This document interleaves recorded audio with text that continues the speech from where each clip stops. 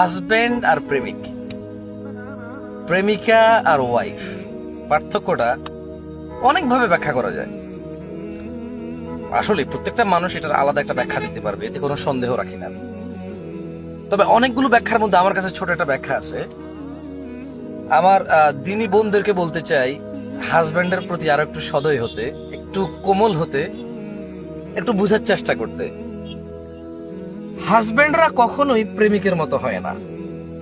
একজন প্রেমিক সারাদিন বেকার থাকতে পারে, সারাদিন বেপরোয়া থাকতে পারে, তার উপর কারো জিম্মেদারি নাই, তার উপরে কারো দায়িত্ব নাই। সে 5টা সিম কার্ড চেঞ্জ করে 5 জনের সাথে প্রেমও করতে পারে। এ হচ্ছে একজন প্রেমিক। সে হাজারো মিথ্যা কথা বলতে পারে, কারণ তার প্রেমিকা তার কাছে থাকে না, তাকে অবজার্ভ করার মতো পরিস্থিতি তার প্রেমিকার কাছে থাকে না। তাই সে প্রেমিকাকে হাজারভাবে, নানাভাবে, নানা রকম কথা বলে, অবৈধ অন্যায় প্রস্তাব দিয়ে তাকে মাতিয়ে রাখতে পারে, ঘন্টার পর ঘন্টা, মাসের পর মাস, ইভেন বছর, যুগ পর্যন্ত পৌঁছে যায়। আমার বোনরা এটা বোঝা উচিত, প্রেমিক কখনো হাজবেন্ডের মতো হবে, হাজবেন্ড কখনো প্রেমিকের মতো হবে না। প্রেমিক সব সময় তার প্রেমিকাকে এজন্য কল করে কারণ সে জানে তার প্রেমিকার অন্য কোথাও তার প্রেমিকার বাবা মা বিয়ে দিয়ে দিতে পারে। গ্যারান্টি নেই যে এই মহিলার কাছে তার বিয়ে হবে বা এই মহিলাকে সে বিয়ে করতে পারবে এই মেয়েকে, এটা কোনো গ্যারান্টি নেই। পক্ষান্তরে হাজবেন্ড, এবার আসি হাজবেন্ড, একজন প্রেমিক সারাদিন বেকার থাকতে পারে, তার কোনো দায়িত্ব নাই, কাণ্ড জ্ঞান নাই, কোনো পরোয়া নাই, তার বাবা মায়ের অবাধ্য থাকতে পারে।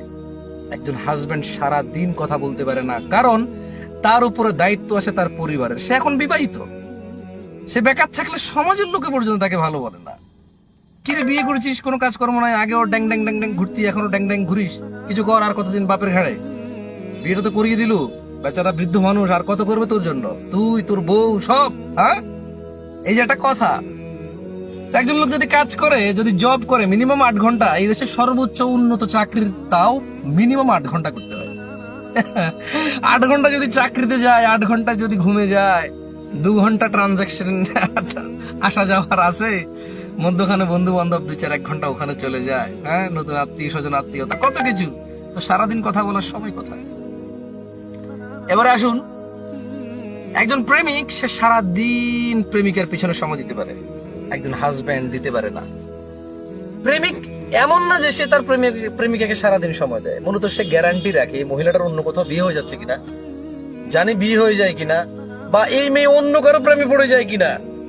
এত সুন্দরী মেয়ে, বাপরে বাপ, আমি যদি ওরে বিয়ে না করি মরে যাবো, আমার আর কিচ্ছু না জীবনে, এই মহিলাই মনে সুন্দরী। এরকম মনে করে সারাদিন ফোন দেয়, প্রেমিকা ধরে নেয়। আরে বাপরে বাপ, কি কেয়ার আমার, আমাকে জানু মানু বলে, কত কিছু বলে, আমার সারাদিন খেয়াল খুশি রাখে। হ্যাঁ, এই ছেলেই তো ছেলে, এই তো ফেরেশতা, আর কি ছেলে আছে? পক্ষান্তরে একজন হাজবেন্ড যে কবুল বলে কোন মহিলাকে ঘরে নিয়ে আসে, সে জানে যে এই মহিলাকে আমি বিয়ে করেছি, সে আমার আমানত, সে আমানতদারি, খেয়ানতদারি করবে না। একজন প্রেমিক তার প্রেমিকাকে বিশ্বাস করে না, সারাদিন তাই কল দিয়ে, মানে কখনো বিজি আছে কিনা নাম্বার, অন্য কোন নাম্বারটা বন্ধ কিনা, কার সাথে কথা বলতেছো, বা অন্য কোনো ছেলের প্রেমে পড়তেছে কিনা, একটু আগে যেটা বললাম। কিন্তু একজন হাজবেন্ড কনফার্ম জানে যে তার বউ ভালো, তার ওয়াইফ সতী, তার ওয়াইফ ইজ্জতওয়ালা পরিবারের মেয়ে, তার ওয়াইফ বুদ্ধিমতী, তার ওয়াইফ খুবই ভালো, নম্র, ভদ্র, তার বাবা মা ঘরে আছে, তার ওয়াইফ ঘরে আছে, সো তার ওয়াইফ অন্য বেটার সাথে কি ভেগে যাবে? সো এই চিন্তা করে হাজবেন্ডের মন থেকে টেনশন চলে যায়, যেটা প্রেমিকের মনে থাকে। প্রেমিকেরা মনে করে প্রেমিক বুঝি কত কেয়ার করে, সারাদিন কল করে, অথচ প্রেমিক সন্দেহ করে। প্রেমিক নিজের উপরে বিশ্বাস রাখতে পারে না, প্রেমিকার উপরে বিশ্বাস রাখতে পারে না। বাট হাজবেন্ড, সে তার বউকে বিশ্বাস করে, তার পরিবারকে বিশ্বাস করে, মনে করে আমার ওয়াইফ আমার ঘরেই তো আছে, আলহামদুলিল্লাহ, সেফ, নিরাপদ আছে, তাই সারাদিন অত বেশি কল করে না। আর পক্ষান্তরে প্রেমিকের তো কোনো কাজই নাই, হাজবেন্ডের অনেক কাজ থাকে, অনেক কাজ। একজন প্রেমিক যতটা লেয়াজু হয়, লুতুপুতু হয়, আচ্ছা বলেন তো, এই প্রেমিকটাই তো স্বামী হয় অনেকের। প্রেমিকার স্বামী না হলে প্রেমিকার মতো কোনো মেয়ের স্বামী তো হয়, সেম পুরুষ তো। প্রেমিকার সাথে অবৈধ থাকা অবস্থায় এত সুন্দর কথা বলতে পারে, বিয়ের পরে কেন বলতে পারে না? কারণ প্রেম, সমস্ত এই সম্পর্কটা টিকে আছে মিথ্যা আর মিথ্যার উপরে। আর শয়তান মানুষের শয়তানি কাজকে সুন্দর করে তোলে।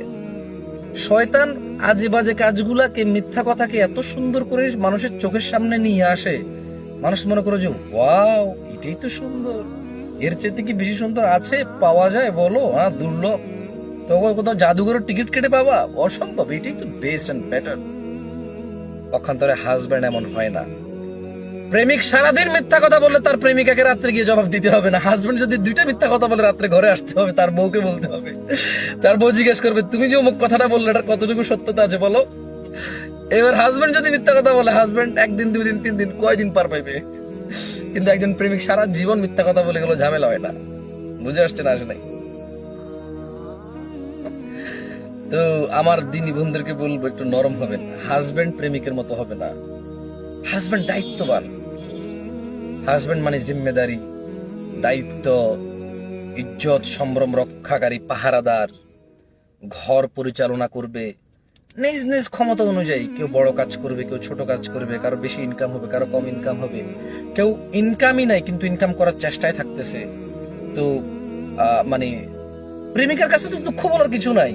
প্রেমিকা একটা আনন্দের জিনিস, শয়তানি জিনিস।